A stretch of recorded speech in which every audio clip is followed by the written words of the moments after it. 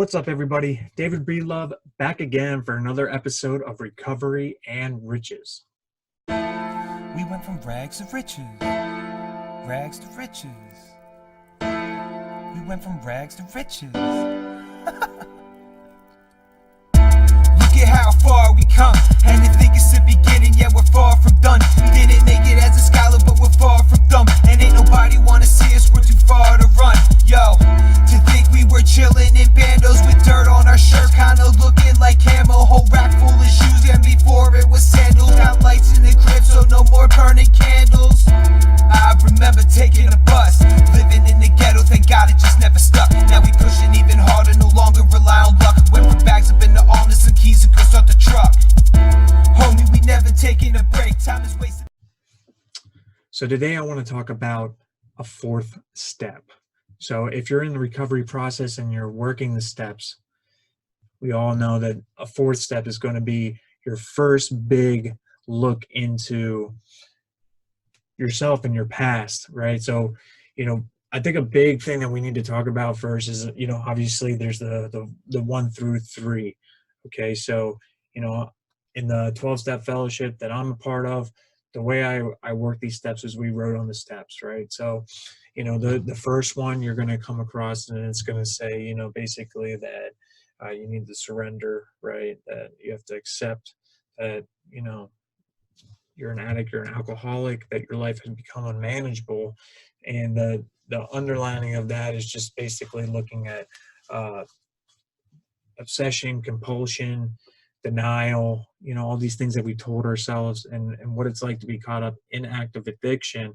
I've had the opportunity of going through that step twice, once right out of addiction and then once years later. So they were two very different things.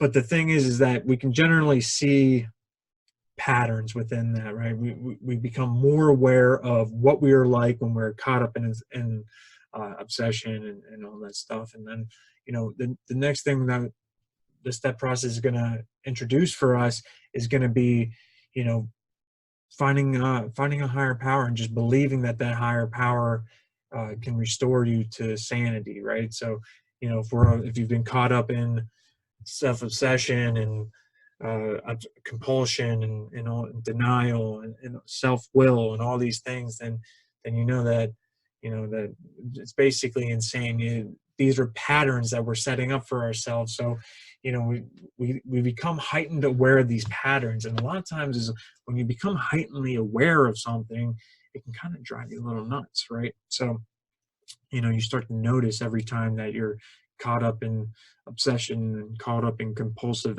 thoughts and actions. And I remember when the first time I really wrote on the second step, and I went through it because I went into that step thinking like, I know what my higher power is, right? At that time, I was very big into Eastern philosophy. I was always told I was the hippie or whatever kid, and I listened to Fish and Grateful Dead and all these things. So when I came into the second step and this time getting clean, I decided like I really wanted to dive into Eastern philosophy, right? So I started learning about meditation and Buddhism and this Taoism. And if you're not familiar with all these things, is they look to the universe as the universe is this energy, and we're all a part of that energy, and we all have an essential part of the universe, right? We are an essential part of it. That's what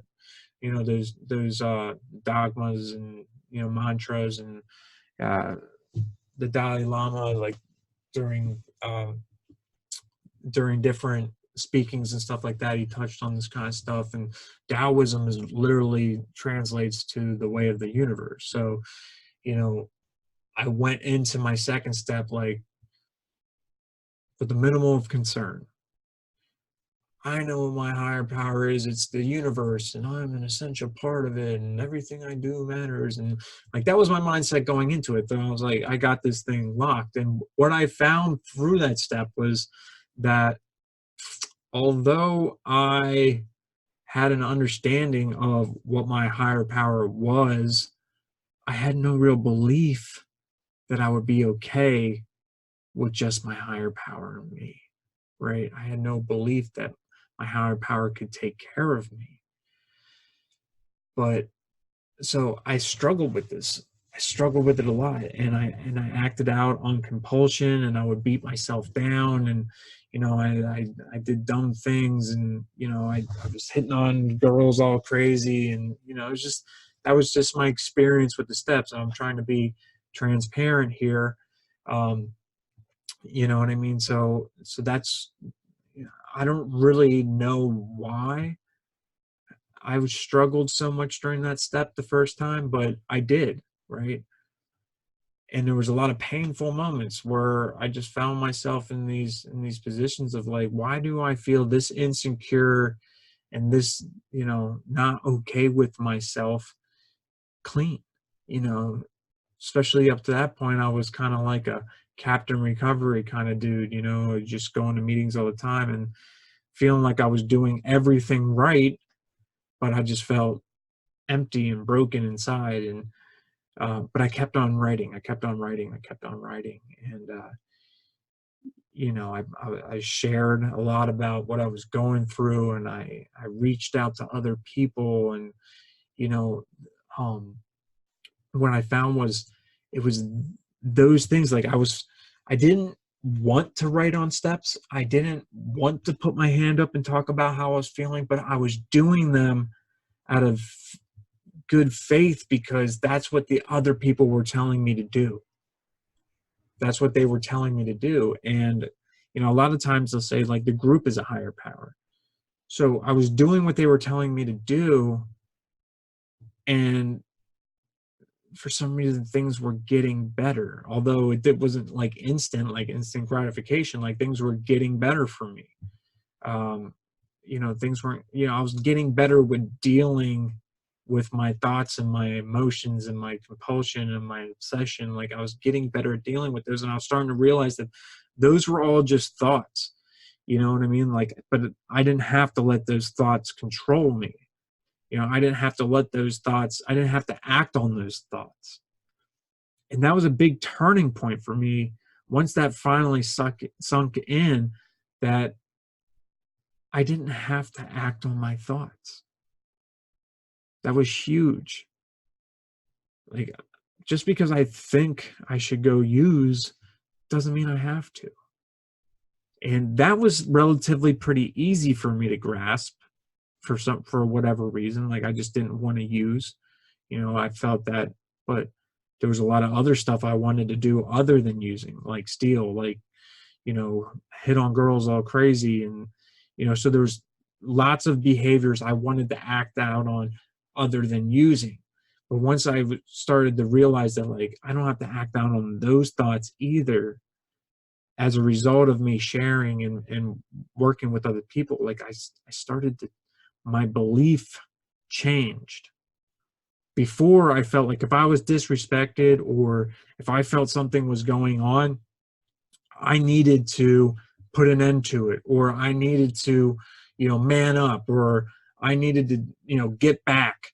I needed to get revenge. Like for every action, there had to be a reaction from me. And that was constantly putting me in these positions where I was like, I don't know why I keep doing this stuff. But as a result of doing what the people in the fellowship were telling me, I started to realize, like, I don't have to react on that. And sometimes that is a way bigger action, right? So my belief system changed within that step. And it was very powerful for me. It was like my first real big um, spiritual like epiphany, right? It's my spiritual breakthrough, whatever you want to call it. Like that, it was a very pivotal moment in my early recovery, right? And so so that happened, and I walked out of that step feeling amazing, right? Because I finally had felt like I had overcome all those thoughts that had kept me using for years and years and years, just, you're not any good. You're just going to use again. You're just going to fail again. So that's why it's like, it's very important to if you're doing a 12-step fellowship, to address these things, because um, it's this is all about changing your beliefs. Up until this point, my belief was just that I was going to die an addict. I was never going to get it. I wasn't worth it or anything like that. So in order for you to change that belief about yourself, you need to change, right? You can't just, it's like, you ever heard the expression, like, you can't just stop something, like you can't just break an old habit. You have to replace it with a good one. It's the same thing for belief. You can't just change a belief and say, hey, I don't believe that anymore. No, you have to, well, then what do you believe in now? Because you have to have changed that belief with another belief. So it's like, if you just stop doing a bad habit, more than likely you'll either pick it right back up, or you will exchange it for another bad habit, right? It's like kicking dope by going on methadone. You know what I mean? The two, now you can say, well, I kicked dope and I didn't go on methadone. Yeah, but what did you do? Because you had to have done something. You had to have done something to change that belief. You had to have done something. So sorry about that. I thought my plug went out. But so you have to replace old habits with good ones, and you have to place old beliefs with new ones. So for me, like, I started to believe that it really doesn't matter what my God is called or my higher power is called. It doesn't really matter where the higher power is. What matters is that I follow my heart, right? I follow that voice that tells me, listen to these people. They want to direct me and they want what's best for me, right? So when I started to do that, my belief system changed. Like, it really puts into perspective of like what's important and what's not important. Is it really important that it's called the universe and that I'm an essential part of it? Or is it more important that it speaks to me and guides me, and if I follow it, I'll be okay? You know what I mean? Like, I always thought of it of like, sometimes things don't get better. Like, you lose a loved one, you lose a friend, you know, those situations never get better. They're always tough situations. They're always very hard situations. But what gets better is the way you deal with those situations. So things don't always get better, but I get better with things, if that makes sense for you, right? So, but that's very important that you have that understanding as you go into a third step, right? Because the third step is, that you're making that decision to turn your will over to God. If we came in the door and said, hey, you got to believe in this God thing, it would turn a lot of people away, and not many addicts would have that chance to be clean. It's very important that in the beginning we just, like, listen, accept that you have a problem. These are, do you identify with these things? Why don't you talk about what it's like when you're caught up in a session? And then we move on to, there's a higher power. There's something out there at play. If you don't want to believe it's God or whatever, that's fine. For right now, just understand the reason that we, in my opinion, right, and this is an opinion-based thing, and recovery is not about opinion, but this is my podcast, so I can give my opinion. The way I look at the God thing is the whole step process is made to put us into states of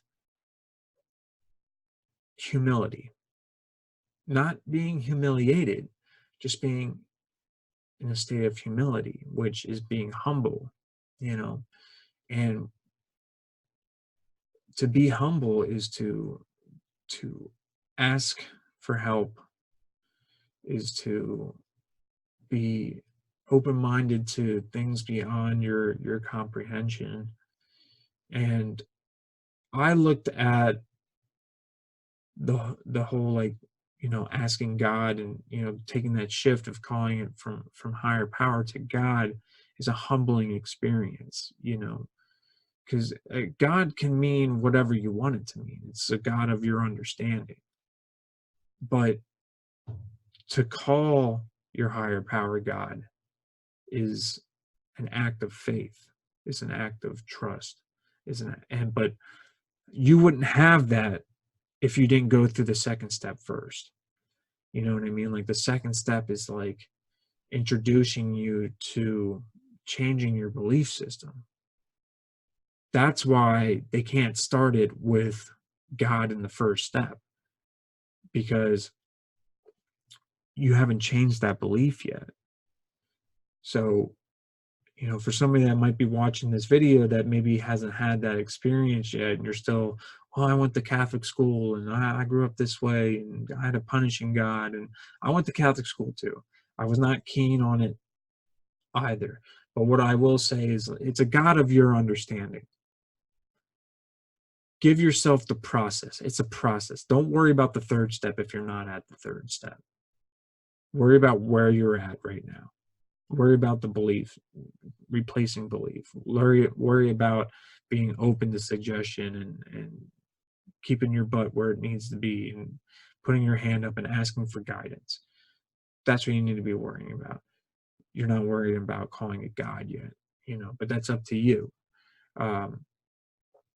So the act of turning my will and my life over to God, and as I understood him, is basically just, now that I had this spiritual breakthrough, this epiphany, if you will, of, and I had that belief, like, I trusted the fellowship at that point. I trusted that if I could overcome what I just overcame, that I was ready to walk into a fourth step, and I was ready to, I just felt the third step for me was a very blissful time. I felt like I had a real relationship with whatever it was, God, my higher power. Like, I felt like for once in my life, I felt the presence with me. It's a very powerful experience. But the way you practice that is by, getting ready to do your first honest appraisal of yourself, and then going to admit that to yourself, another person, and God. So a lot of people look at that self-appraisal as something scary, but it's really not. A fourth step is one of the most loving and caring things that you could ever do for yourself. Sometimes it is tough. It is tough writing up some of those things that have happened, situations, relationships, whatever you're guilty about, guilt and shame, and it can be a difficult process. However,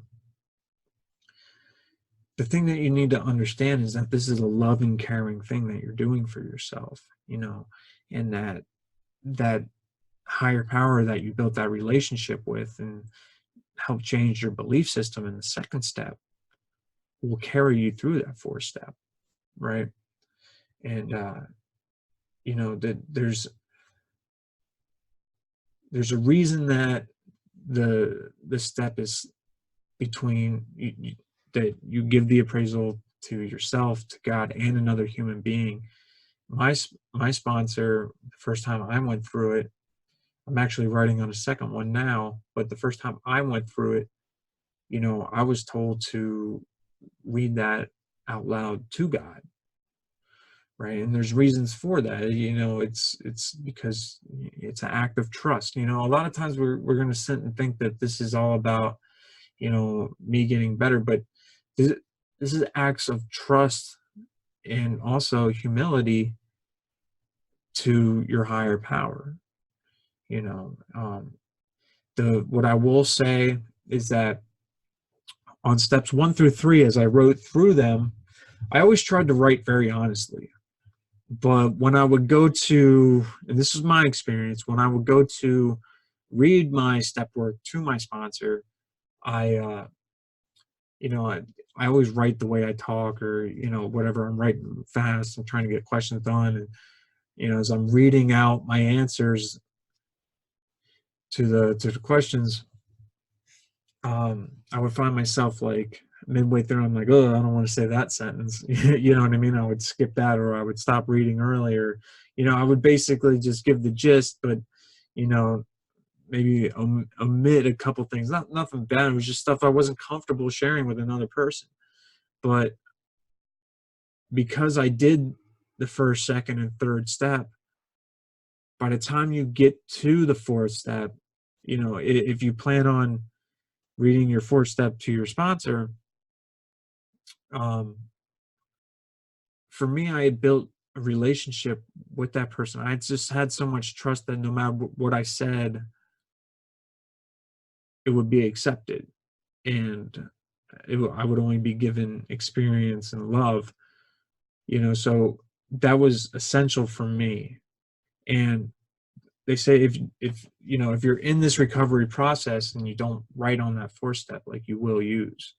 And I believe that to be true, because no, anytime that I was told if I didn't do something, this would happen in the recovery process, it happened.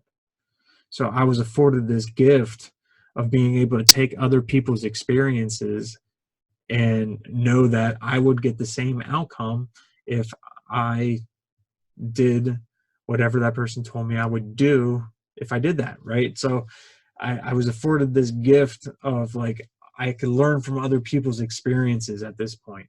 The first and second step, I was still a little rebellious. You told me, hey, you do this, it's not going to look good. And that's why I kept finding myself during the second step in those positions. I was caught up in obsession. I was caught up in compulsion, and I would do those things. And yeah, the result would happen. Right. But then I was also told, but, just share about it, don't use, and it'll get better. And that's what I did. And it did get better. So by the time I got to the fourth step, I had just had this understanding, like, look, I need to go all in. At the end of my third step, my sponsor asked me how I felt, and I told him. He said, so you're a satisfied customer? I said, yeah, I'm a satisfied customer. So I was a satisfied customer up till this point. So I had no doubt that I just needed to write everything out and read it the way I wrote it. And, the funny thing was very shortly after I went over my fourth step with my sponsor, a lot of the things that I wrote in my fourth step that I said I would never tell anybody, all of a sudden, I was talking about it in meetings. I was talking about it with people. I was sharing my experience, right? It's crazy. And I was okay with it. I felt accepted. I felt, good. And when I started sharing about those things, things that, I beat myself up about for years, things that I said I would never tell anybody, I started sharing about those things. A few weeks later, somebody might come up to me and be like, hey, man, I heard you saying that, and I just want to know how you got through that. And I would give my experience, and I actually got a couple sponsees that way. So what I'm saying is that sometimes it's those things that you don't want anybody ever to know that's going to help somebody get another day clean. That's going to help somebody, ask somebody to be their sponsor. You never know what you're going to say that's going to really, really help somebody. So you have an obligation as an addict that's in that 12-step fellowship to do that. You have an obligation to, because it's not, here's the thing is, they say that if you want what you have, you got to give it away. The reason we do that is because it's about helping the next person. It's about helping the next person get a day clean. And, my theory with it too as well is when you're focused on helping another person, it makes you feel better about yourself, and you're not focused on yourself so much. You're not up in your head. You're staying busy. You're doing good, kind acts.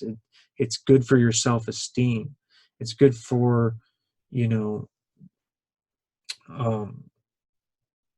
it's good for, just building morals and building values and doing the next right thing for the next right reason. So, that's why the fourth step is such a loving and caring thing that you can do for yourself, because it really helps you define what your message is, and really helps you get this understanding that, like, I'm not this like horrible person. And as much as you want to think like I did these things that I'm not saying go tell everybody what you did, but when you say something and you release those things that you've been holding within you, they don't control you the way they did before. You know what I mean? They don't haunt you the way that they did before. It's like almost like an act of contrition. You're releasing that negative energy that's just been bottled up inside of you for so long, and now you're willing and able to receive love again. And it's just such an amazing experience. So if anybody is telling you like, oh, the fourth step's so hard and like, I can't do that, I would wonder if that person really ever worked one, because it's a hard step to write on, but it's probably one of the best feelings that you'll ever have. Maybe not immediately after you're done, but very shortly. It's one of those things where it really, really does help you, come to grips with who you are and be okay with that. So, I had to share on the first 3 steps so that you understood the mindset that you need going into the 4th step. And that's why they say at the very end of the 3rd step that you need to work this step before you go on to a 4th step. Because God's going to carry you along that journey. You need God in your life to do an honest self-appraisal of yourself. You need him. You need to have started that spiritual journey and start to utilize those gifts that you're given. So anyways, I'm going to wrap this episode up. Thank you anybody for watching. I appreciate anybody that's been watching. Subscribe to the channel. Smash the like button or the little bell. Get notified every time I do another episode. And see you next time. All right, people. Rags to riches. We went from rags to riches.